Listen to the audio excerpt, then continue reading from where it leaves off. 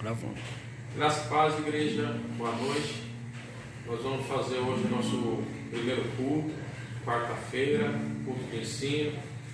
E a gente gostaria de convidar todos a participarem e agradecer ao Senhor por esse dia. Convido a todos agora para a gente orar nesse momento.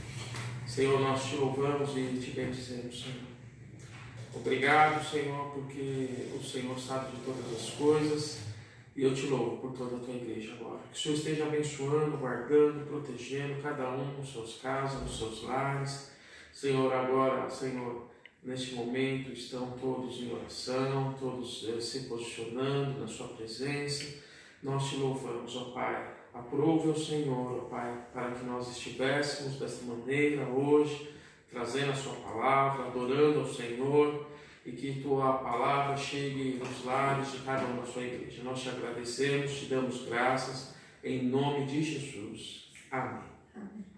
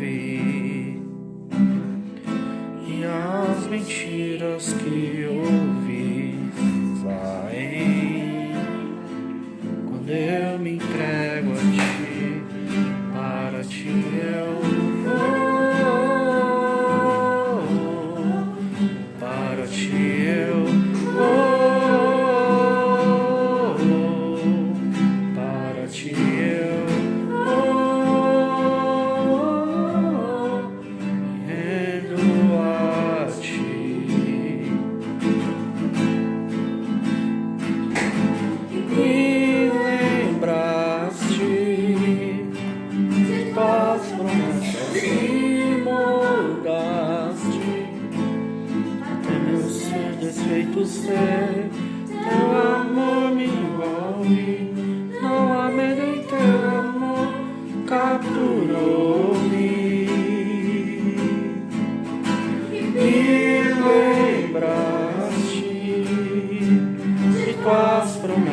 me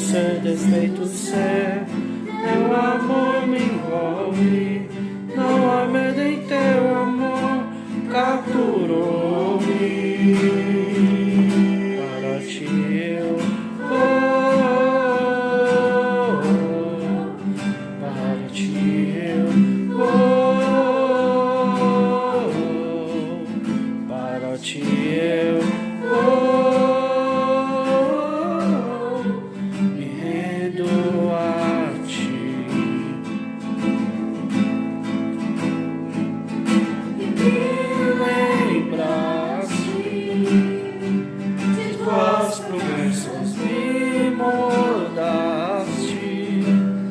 até eu ser desfeito,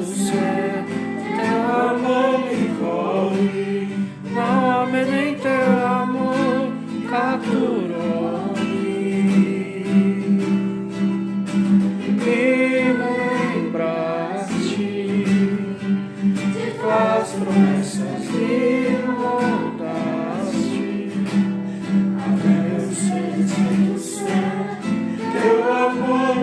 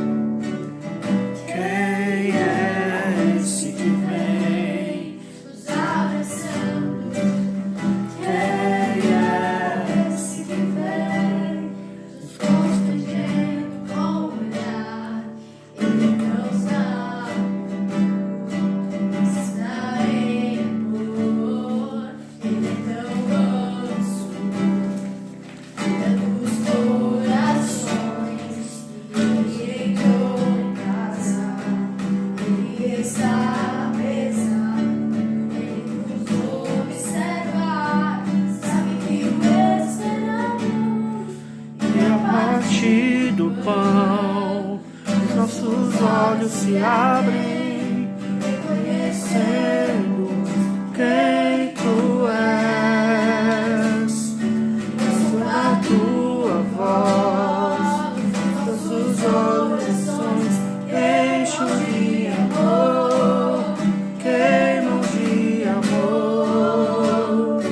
Diante do pão, nossos olhos se abrem, reconhecemos quem tu és. A tua voz, nossos orações queimam de amor, queimam de amor. Salvamos a casa, perfumamos ela toda, preparamos a mesa, tome um lugar de honra. Salvamos a casa, servindo o rei, ela toda, preparamos a mesa, tome um lugar de honra. Lugar de honra, oh, oh. Ele entrou em casa, ele está à mesa, servindo e serviu esperamos. E ao partir do pão, os nossos olhos se abrem, reconhecemos quem tu és. A som da tua voz, os nossos corações enchem de amor, queimam de amor. Vamos a casa, perfumamos ela toda, perfumamos a mesa, um lugar de honra. Perfumamos ela toda, perfumamos a mesa, tome um lugar de honra.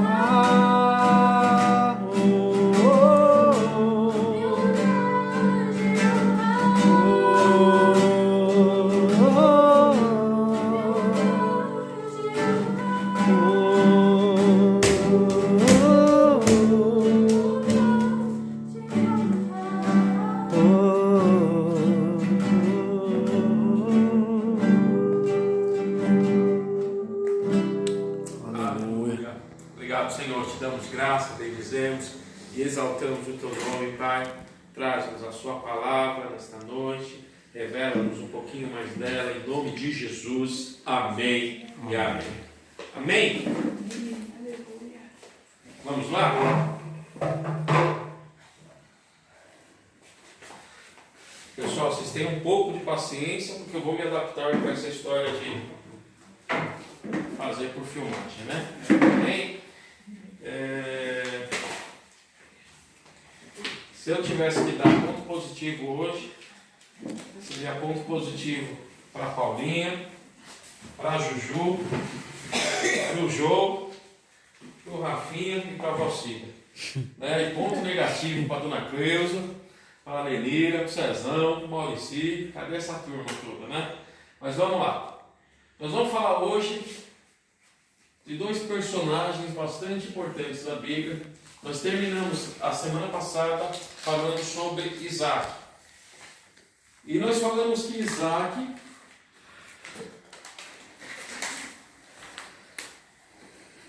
ele teve um grande diferencial na sua vida. Ele ficou 20 anos orando por causa da sua promessa.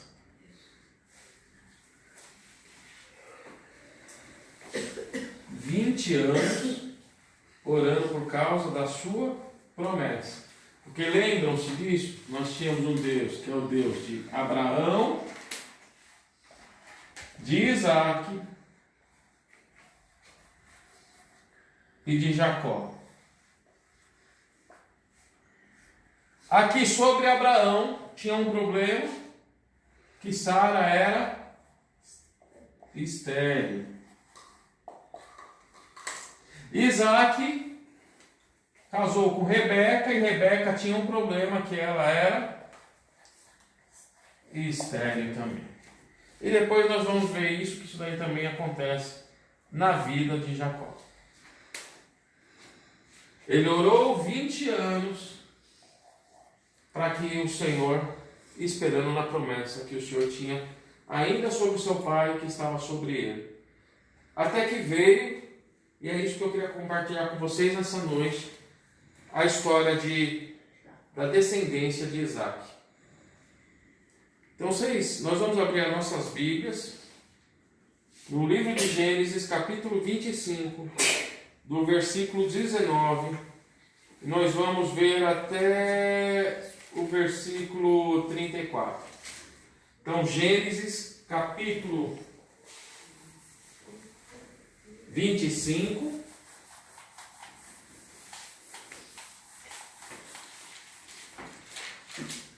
do versículo 19 em diante.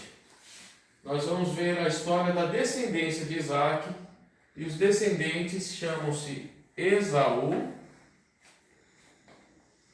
E eu vou deixar Jacó separado aqui do lado, e Jacó.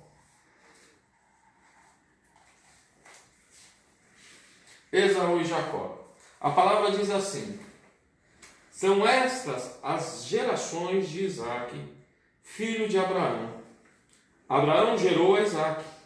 Era Isaque de 40 anos quando tomou por esposa a Rebeca, filha de Betuel, o arameu de Padã-Arã, irmã de Labão, o arameu. Isaque orou ao Senhor por sua mulher, porque ela era estéril. E o Senhor lhe ouviu as orações. E Rebeca, a sua mulher, concebeu. Os filhos lutavam no ventre dela. Então disse: se é assim, por que eu vivo? E consultou ao Senhor. Respondeu-lhe o Senhor: 2 nações há no teu ventre. 2 povos, nascidos de ti, se dividirão.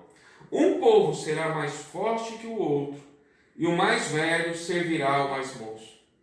Cumpridos os dias para que desse à luz, eis que se achavam gêmeos no seu ventre.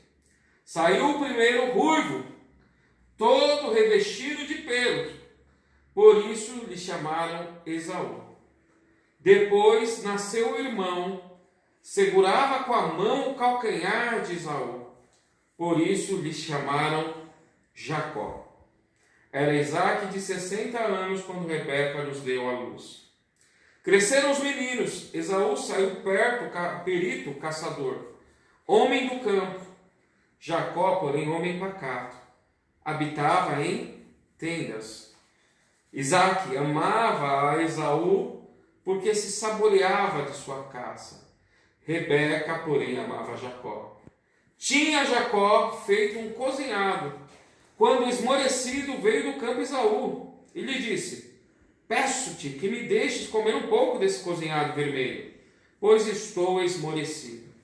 Daí chamar-se Edom. Disse Jacó: vende-me primeiro o teu direito de primogenitura. Ele respondeu: estou a ponto de morrer. De que me aproveitará o direito de primogenitura? Então disse Jacó: jura-me primeiro. Ele jurou e vendeu o seu direito de primogenitura a Jacó. Deu, pois, Jacó a Esaú pão e o cozinhado de lentilhas. Ele comeu e bebeu, levantou-se e saiu. Assim desprezou Esaú o seu direito de primogenitura. Amém? Pois bem, a história nos fala que nascem 2 filhos gêmeos, oriundos do casamento de Isaque com Rebeca. E aí eu queria compartilhar com vocês, vamos pensar um pouquinho quais as características de Esaú e quais as características de Jacó. Vamos lá, me ajudem aqui, vocês que estão comigo aqui. Esaú e Jacó, vamos lá. Esaú, quem nasceu primeiro, Esaú ou Jacó? Esaú. Oi? Esaú. Esaú nasceu primeiro.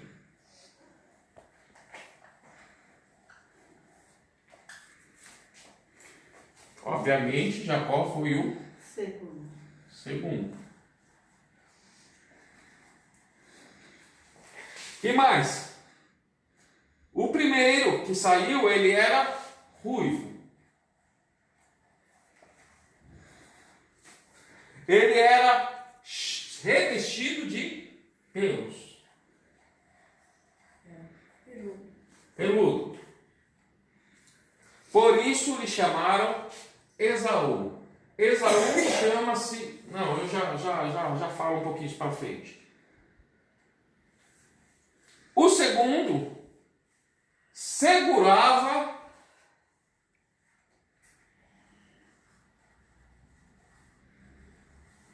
o calcanhar do primeiro. Ele saiu segurando o calcanhar do primeiro. Eles cresceram. Esaú era um perito caçador. Qual é o outro caçador que nós vemos na Bíblia que nós já estudamos ele? E que foi muito mal. Nós já estudamos algumas aulas atrás. E é os filhos de Adão, né? O Cainadeu. Não. Nimrod. Lembra de Nimrod? Da Torre de Babel? Isso, ele era um caçador. Ele era um homem de campo.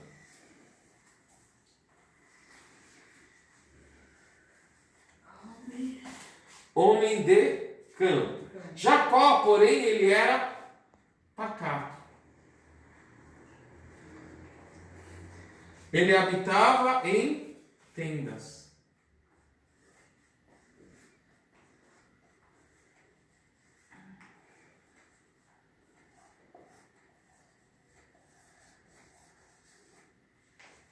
Quem mais? Isaac amava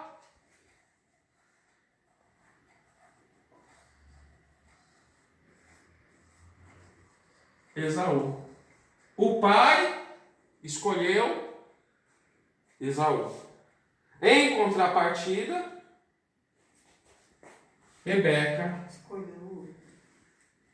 amava Jacó.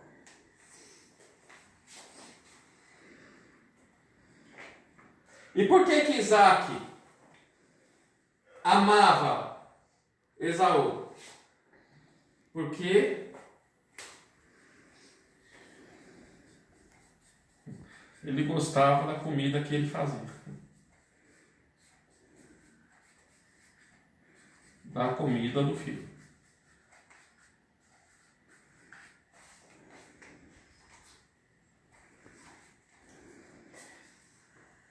Jacó significa enganador.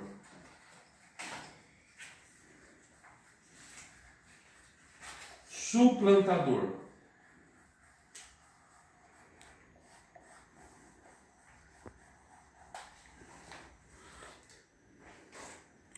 Usurpador também? Usurpador. Usurpador. Obrigado, João. Além disso, tinha Jacó feito um cozinhado, quando esmorecido veio do campo Esaú e lhe disse: peço que me deixe comer um pouco desse cozinhado vermelho, pois estou esmorecido. Daí chamar-se Esaú. O segundo nome de Esaú é Edom. Nós estamos vendo Gênesis, capítulo 25, do versículo 19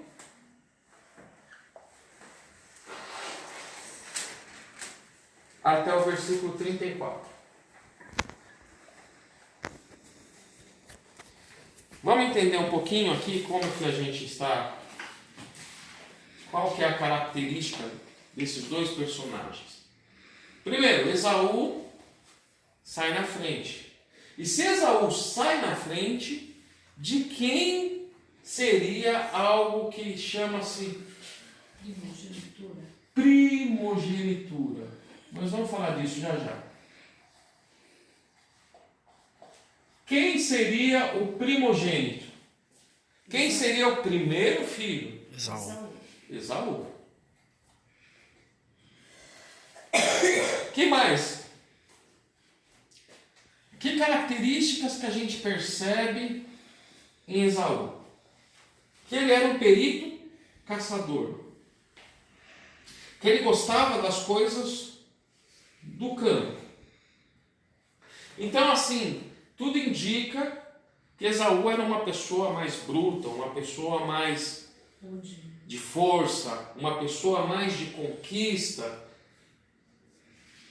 E o que mostra no final? Que ele volta do campo, e quando ele volta do campo, ele volta com uma fome muito grande, e aí o outro irmão que nasceu depois dele, logo ele não tinha a bênção de primogenitura, mas que já mostra que quando ele nasce, ele já segurava o calcanhar, e segurar o calcanhar ele tem o sentido de derrubar, de fazer o outro perder o equilíbrio.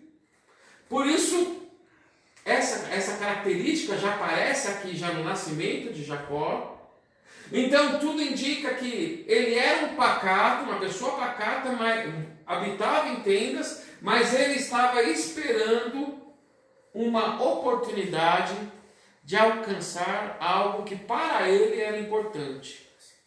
Em contrapartida, Esaú, ele tinha algo que era muito importante para ele, mas ele não dava devido valor para isso.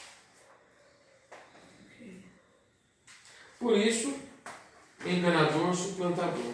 E quando Esaú, ele vem com esta condição de fome, com essa condição dele estar faminto, ele vende o direito que ele tinha da primogenitura. Ele vende algo que é... Vou falar o que é isso. Anotaram aí? Posso pagar?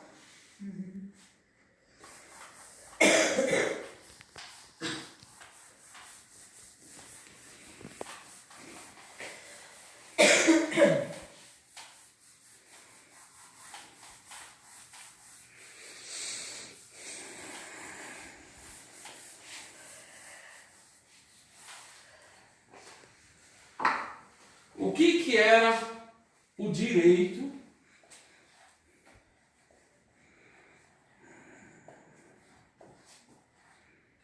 da primogenitura? O que era isso? Em primeiro lugar,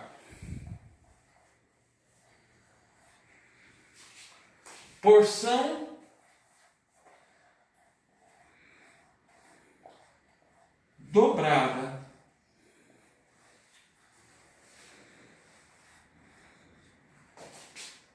da herança do pai.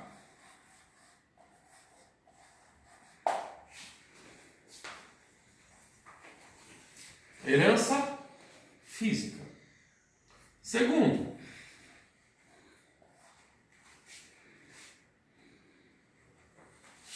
liderança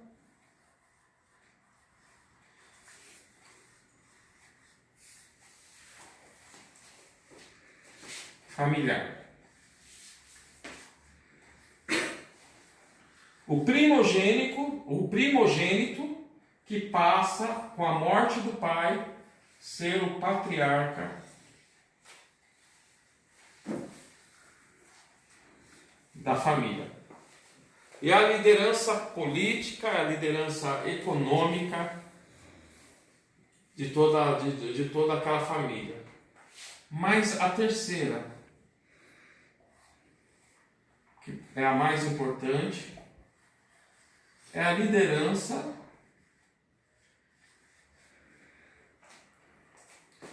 espiritual.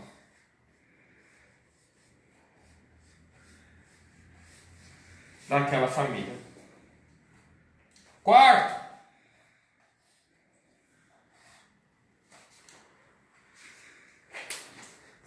porque ele vai ter a liderança espiritual, ele vai ter o direito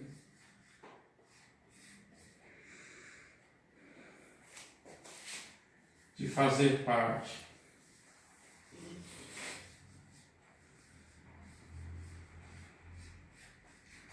Estão entendendo?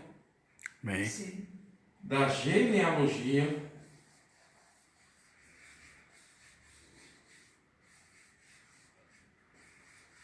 de quem? De Cristo. Jesus.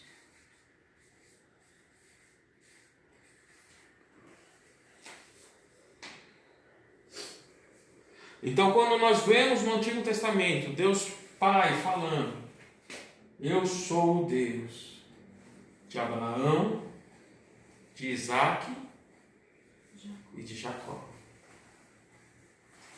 Poderia ter sido: eu sou o Deus de Abraão, de Isaac, de Esaú.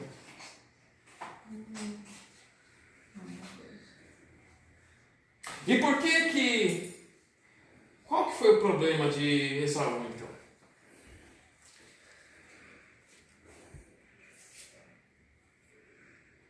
Qual foi o problema de Esaú? Esaú não honrou esses direitos. E por causa do quê? Ele trocou isto por quê? Eu acho que a primeira situação foi ele vender a primogenitura por um prato de mentira. Ele vendeu tudo isso, a primogenitura é tudo isso. Ele vendeu tudo isto por causa de um prato de comida.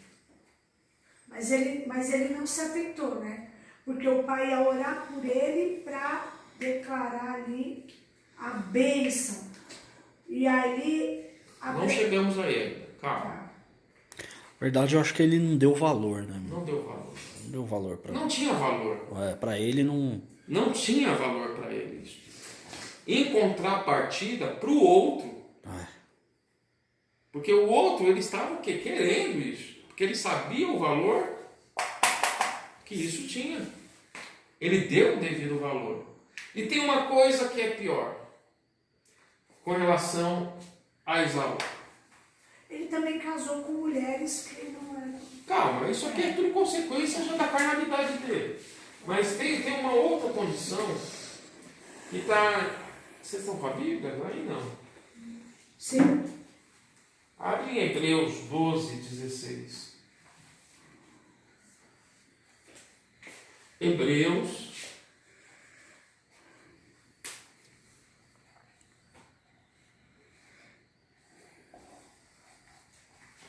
12, 16.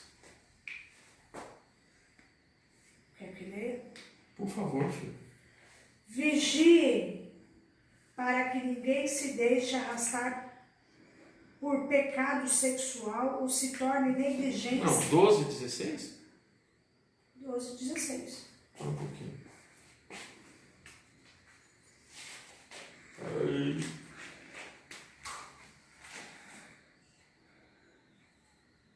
O meu é viva, quer que mude? Ah, é ruim essa. Tá, eu mudo então aqui. É que. Tá. E ninguém seja devasso ou profano como Esaú, que por uma simples refeição vendeu o seu direito de primogenitura. Mais um? Pode ir, pode ir. Porque bem sabeis que querendo ele ainda depois herdar a bênção, foi rejeitado, porque não achou lugar de arrependimento, ainda que o buscou diligentemente com lágrimas.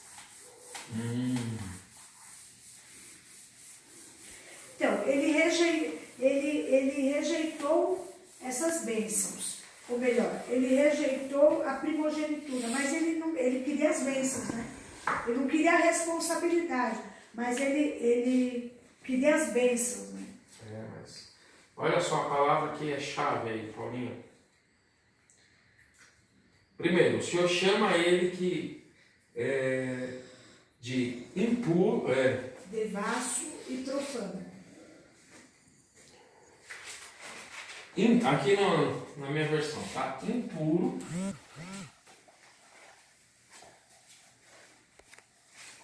e profano. Impuro e profano. E qual a condição que pega aqui?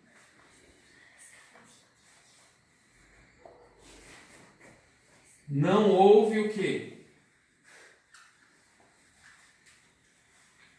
Arrependimento.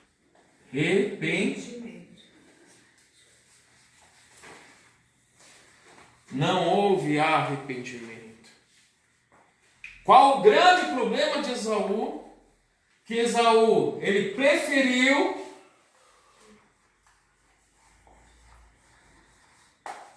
saciar a carne em detrimento das coisas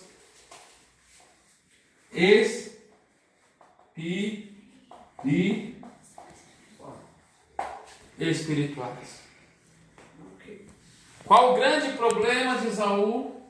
Ele trocar o que é espiritual pelo que é do mundo. Qual que é o grande problema de Esaú? Trocar o que é espiritual para saciar a sua carne. Qual que é o grande problema de Esaú? Que mesmo ele tendo perdido, não houve o quê? Arrependimento. Quando ele foi buscar no sentido do que aquilo poderia trazer para ele, mas não porque houve arrependimento. E aí, onde que a gente vai chegar nessa ideia, nessa aula de hoje? Quais têm sido as nossas escolhas? A gente tem vendido o que é espiritual. Nós temos vendido a nossa salvação para matar a nossa carne, para saciar a nossa carne. Então, eu queria fechar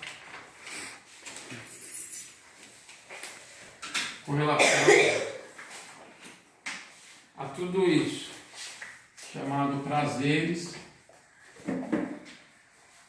da nossa carne, e que tem nos afastado dos prazeres que são eternos, das coisas que são espirituais. Amém?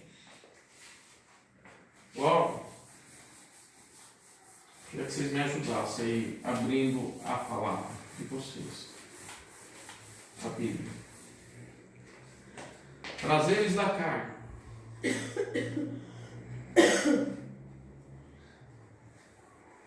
Prazeres da Calma. Abram em 1 Timóteo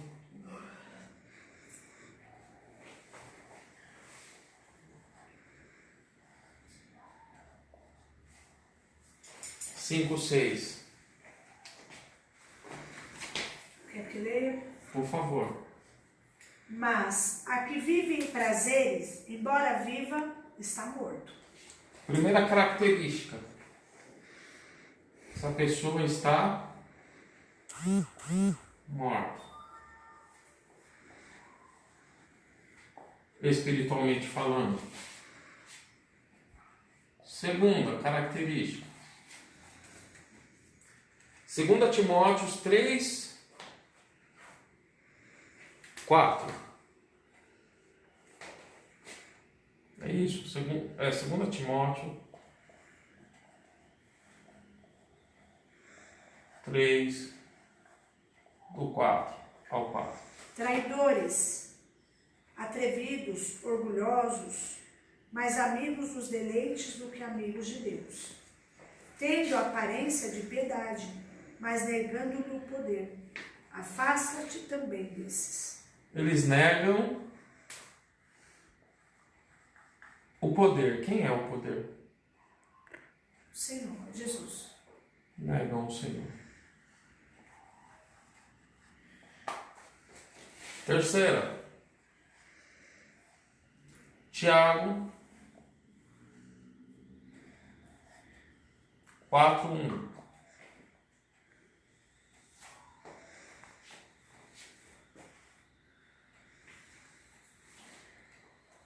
De onde vêm as guerras e as contendas entre vós?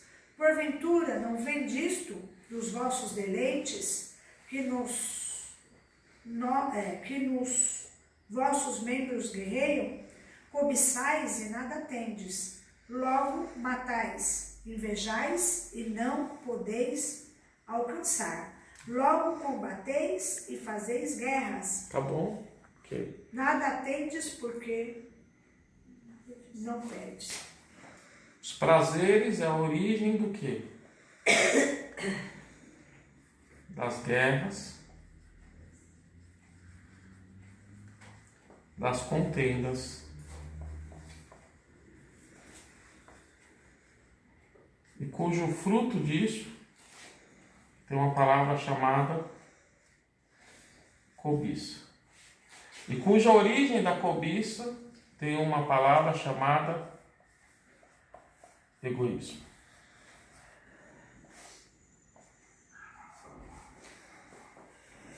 O egoísmo gera a cobiça, que faz eu ter a concupiscência da carne, os prazeres da carne, que gera contenda, que gera guerra, que gera divisão. Quarto, Tiago 4:3.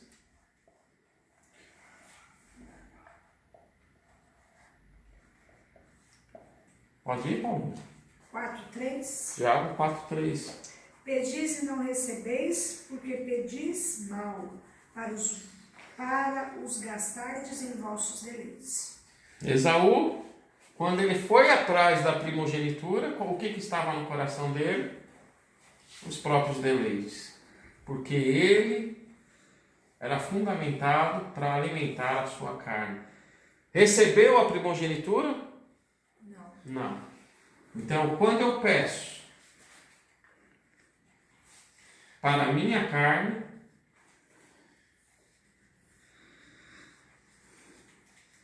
eu tenho uma certeza que eu não recebo. Quinto, 2 Pedro 2:10.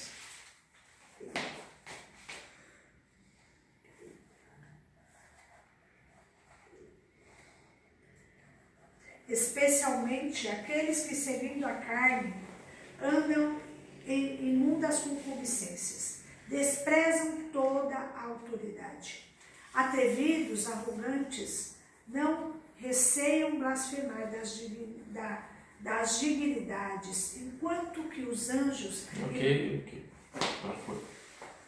2 Pedro 2:10. Hoje você está que nem o Maurício, hein? Maurício. Aí, Maurício. 2 Pedro 2:10. Uma pessoa carnal não se submete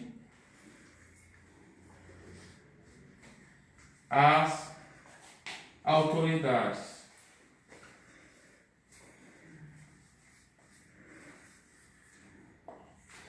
Uma pessoa que não se submete à autoridade é rebelde.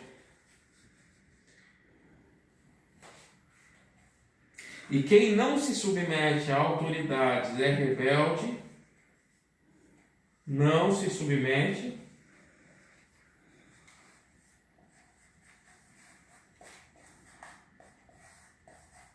a Deus.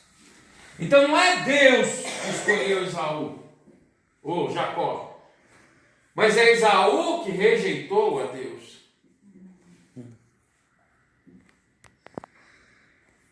Sexto, Efésios 6:12.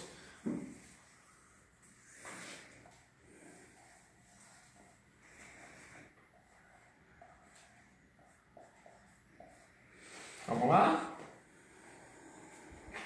Pois não é contra carne e sangue que temos que lutar, mas sim contra os principados, contra as potestades, contra os príncipes do mundo destas trevas, contra as hostes espirituais da iniquidade nas regiões celestes. Logo, eu não tenho que lutar com a carne.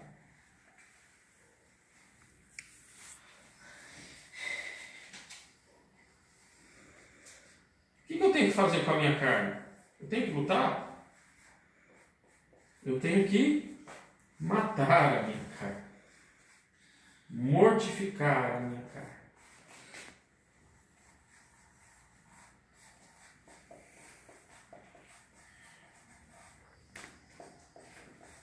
Para que o nome do Senhor seja engrandecido.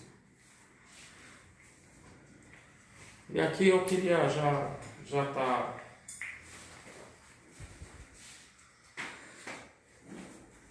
finalizando com vocês.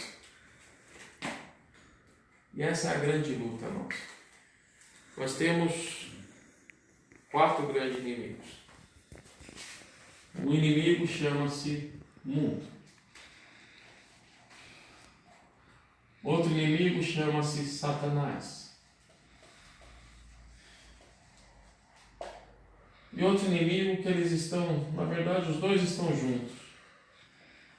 Os outros dois, carne e pecado. Esse aqui é o nosso maior inimigo.